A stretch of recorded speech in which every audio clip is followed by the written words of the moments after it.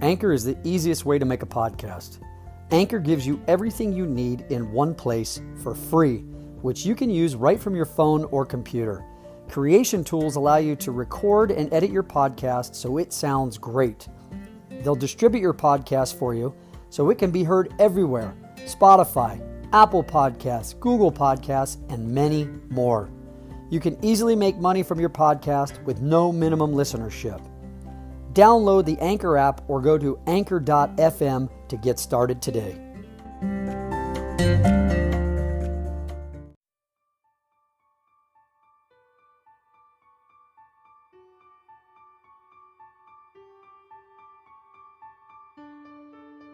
I'm Michael Chabot, and I'm here to tell you that there will always be challenges in life, and in some cases, like mine, tragedies. But human beings are resilient. All you need to do is make a decision today. Follow me on this journey to hope, and together we will live, we will learn, and we will grow. And hopefully, we will find some hope in every day. Welcome to my journey to hope. Hey guys, long time no talk. It's Michael Chabot with my journey to hope.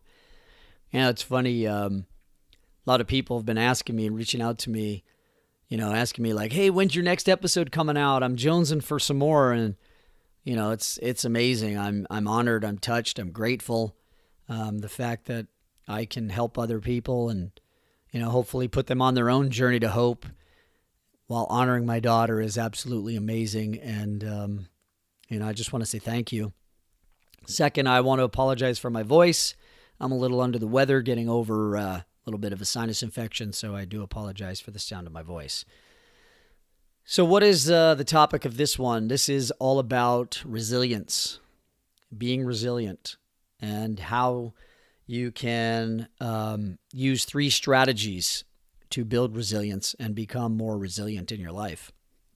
The reality is that bad shit happens to good people, right? Every day, unfortunately or fortunately, I guess, with social media, with Facebook and Instagram, we see shiny, happy photos of people living perfect lives. And the reality is, as I found out in my life, is that shit happens to normal people, to good people. And you have to develop ways to get through it or it'll swallow you whole. And it's interesting, I've done a lot of research on this, which is why I've taken the time to record about it, because I wanted to make sure that, I had some really good knowledge. And I came across one woman who spent basically her career in psychology in studying and learning about resilience and the traits and what makes, others more resilient than others. And it's really like anybody can learn these things. It's just you have to know what it is, what are the traits, and how to apply them into your life. And it's uncanny because this woman also lost a child. And she said, here I was, somebody who spent my life's work on this topic, and now I've been thrust into having to use it in my own life. So that really made my ears perk up and listen, because I thought, here's somebody who's on the same journey as myself. She's actually a few years further into it than me, who has all the technical background, all the theory, all the psychological training. And yet, in her own life, she has to then step up and face it and use the tools. So hopefully some of these things will help you, because look, your tragedy, your issue, your shit in your life doesn't have to be as bad as mine. But look, it could be a divorce. It could be the loss of a parent. Could be just a breakup in a relationship. There's a lot of things that happen to us, right? A lot of stuff. Financial, job loss, etc. So, what I've learned is that it's possible to make yourself think and act a certain way that makes it possible to navigate through tough times. And so here are the 3 strategies, guys. Number 1, which I love. Resilient people get that shit happens. They know that suffering is part of life. They don't welcome it, but they seem to know, that suffering is part of human existence. And it's interesting because I read a book recently, The Art of Happiness, which was co-written by a psychologist and the Dalai Lama. And I will tell you guys, it's a tough read. It's very dry in some places. But it talks about, in Buddhism, how they accept the fact that life is suffering. There's a lot of suffering to get through life. I think we would all agree, right, is that, as I said earlier, we all live such cushy lives now. Like, we all just expect life to be easy, life to be perfect, life to be like a movie, right? Like, everything should be great. We should all be married with kids and houses, and, everything should look like Instagram. Everything should look like Facebook. And the reality is that is not the case. Shit happens in life. And you have to have the tools to navigate through it when it happens, because it will. There's no doubt about it. It will. After my daughter passed away, I found myself for the first probably 9 months, 10 months saying, why me? Why me? Why my family? Why my daughter? And then one day I had an epiphany and I said, why not me? Terrible things do happen to people like me. Terrible things happen to good people every day. And I came to a decision. Time to sink or swim. I could let it swallow me whole, or I could rise up. And I chose to rise up. I chose to get up off the mat and fight. To live. To honor my daughter and to honor my family. Resilient people don't play the victim. They understand that things are going to happen in life, and they get through them. They push through them. It doesn't mean that it's easy. It means you take it a step at a time and you move forward, and you accept that life is not Instagram and Facebook. There are hard times. I'm going to go off on a side note here for a minute, because recently I was in the gym and I was listening to one of my own podcasts because I was feeling down and I wanted to listen to one of my own and see if it would help me. And I was listening to the one about turn your shoulds into musts, that there is no tomorrow. And it was about the part with my friend Mike, who has gone through cancer not once but twice and beat it both times. And I listened to the part about, when we shared that hug in the locker room and what it meant to me and what it meant to him. And in that moment, as I was in the gym, I was laying on the floor after I finished my ab workout, and I thought to myself, I think I know for me what the meaning of life is. Because I've really been thinking about that a lot since my daughter passed. Why are we here? We're not here just to get a job and pay bills and, just exist and get through life. Then I started to think about the redwood trees, growing in a place where they really shouldn't grow, surviving hundreds of years in soil that's loose and rocky on hillsides and the storms they face, etc. And I remembered that their roots grow outward and they intertwine with each other and they hold each other up. And in that moment, it came to me, for me, the meaning of life is the people that I have in my life. It's those relationships. It's those people around me. Because shit does happen, guys. We will all go through hard times. And in those hard times, what matters the most is the people you surround yourself with. The people that are there to help hold you up.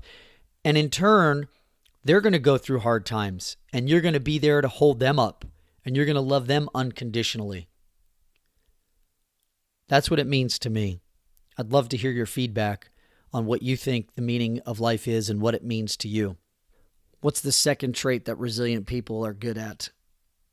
Resilient people are good at choosing carefully where they select their attention.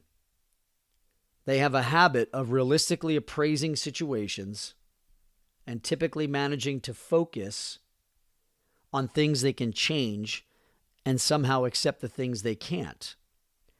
This is a vital, learnable skill for resilience. And it makes sense, right? Because it's all about choices. You can choose to focus on the good. You can choose to focus on the bad. And we all know that there are some things in life that we can't change, right? I can't change the fact that my daughter passed away. I can't change her death. I can't bring her back. I could focus on that every day and let it destroy me. But I focus on the things that I can change, not the things that I can't. That's the second trait of being resilient.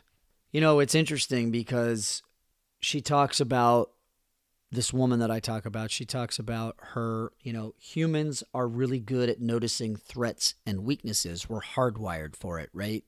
Goes back to when we were cavemen and women, when you came out of your cave, and to the left is a beautiful waterfall, and to the right is a saber-toothed tiger. And thankfully, as humans, and our brains are good at noticing those threats. Obviously, if you go towards a saber-toothed tiger, you're going to become his breakfast. But we no longer have those types of threats in our lives. And unfortunately, we're constantly bombarded by threats all day long. Our stress response is permanently dialed up. This is why meditation is so important, because we're just living under this constant state of stress all the time. And meditation actually helps our bodies and our minds get some rest and relax. And with this, she talks about it, resilient people don't diminish the negative, but also they work out a way to tune into the good. I go back to me. My situation, I made a choice. I choose to live. I said to myself, don't lose what you have to what you've lost. Focus on gratitude. Be grateful that you have 2 beautiful children still alive. Be grateful that you have a wonderful wife who loves you, a roof over your head, food on your table, a heart beating in your chest, even if you have to start there. Focus on gratitude.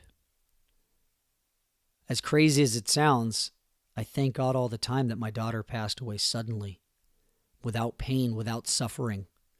She could have died from a disease where she was in the hospital for months or years, and long drawn-out suffering and pain for her and for us as a family. I'm grateful that she didn't have to go through that. Gratitude is extremely powerful, guys. Resilient people learn how to focus on gratitude. There was a study done that shows if you find 3 things in your day to be grateful for each day, it can help you tremendously. They did a study where they had a group of people where they made them have 3 things from each day that they focused on to be grateful for. And what they found was after 6 months, those people were much happier, less depressed, they had hope, and of course they had gratitude. It's funny because this morning one of the guys I followed, he put up a post about gratitude and how powerful it is. And it is true. I think most of us listening to this, living here in the United States for sure, can find 3 things to be grateful for. Even if we're going through hell, we can find a few things that we can be grateful for, because it can always be worse, guys. It can always be worse. And when you're going through grief, especially grief of the loss of a child, you have to push yourself to do this. I know, because you feel guilty sometimes doing this, like you need permission. Remind yourself every day. Find 3 things to be grateful for. Write them down. Read them before you leave the house for the day and before you go to bed at night. I love this. In the Army, they call it hunting for the good stuff. Forcing people to hunt for the good stuff. So do that. Become a hunter. Hunt for the good stuff in your life. I know some days it just seems like shit goes wrong everywhere you turn, right? Could be little things, could be big things, excuse me. Hunt for the good stuff. Hunt for the gratitude. Do this consistently, and I promise it'll help you. The third trait of resilient people is they ask themselves, is what I'm doing helping or hurting me? The way I'm thinking and acting, is it helping? Is it hurting? I think about that all the time. There are times when I sit in my daughter's room, I look at her clothes, I look at photos, and I start to get down and depressed. And then I say to myself, all right, is this helping me or hurting me? And let me just pause there and say, look, I'm all for walking through the pain. You got to walk into the darkness to walk into the light. You've got to go through the darkness first. You've got to go through the pain. You've got to do the work. You have to. You know, it's interesting because, just on a side note, after my daughter died, you know, we were told that now we were prime candidates for family estrangement. That, you know, my wife and I were likely to get divorced because most marriages don't survive child loss. Oh, and that we now have a high risk of mental illness. And, you know, we thought, well, thank you very much. You know, if our lives aren't shit already, we really appreciate it. And we know that, you know, that it wasn't meant for harm. It was meant to help us. But, you know, an interesting fact that I heard is that the grief cycle is normally about 5 years. And parental grief can last a lifetime.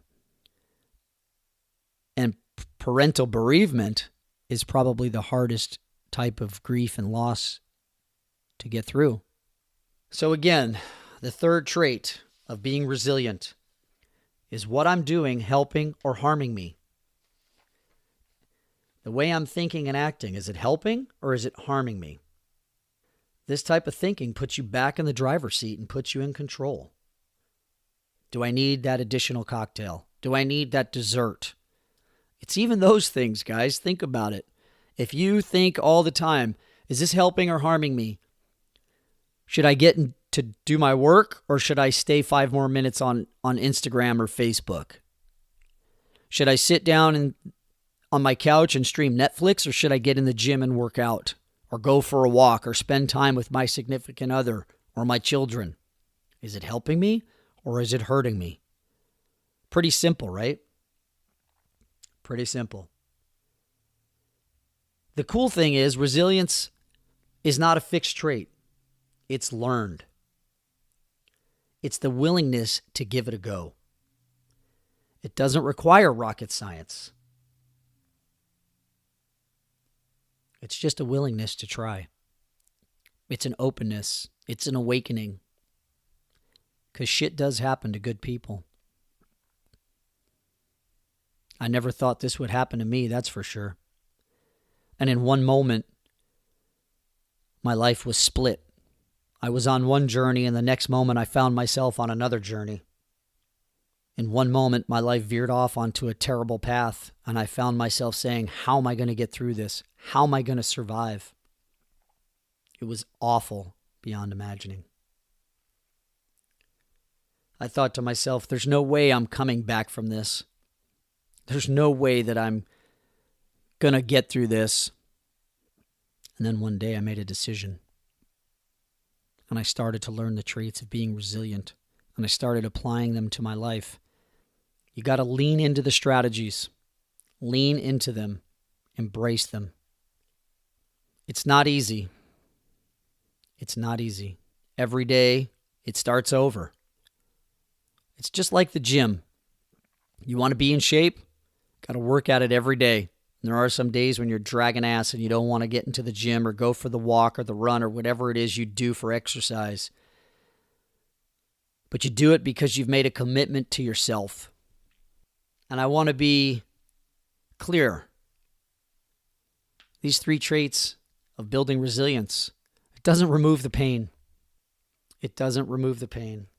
But it is possible to live and grieve at the same time. It's inside of all of us. Greatness lies within all of us. Resiliency lies within all of us. You just have to have the tools. You just have to know what to do. The day my daughter passed away, I thought that was the end of my life. I was spinning out of control, hoping that I would wake up from a bad dream. But this is my life. This is the path that I'm on. And I'm here to prove to myself, to my daughter, and to the world that I'm a survivor, that I'm a riser, that I can get up off the mat and I can fight. And I know you can too, whatever it is you're going through. So keep fighting, keep listening, and I hope you learned something today. I just want to thank you all again for listening, for supporting me, and for most of all, supporting my baby girl, Gabriella. Poppy loves you very much, sweetheart.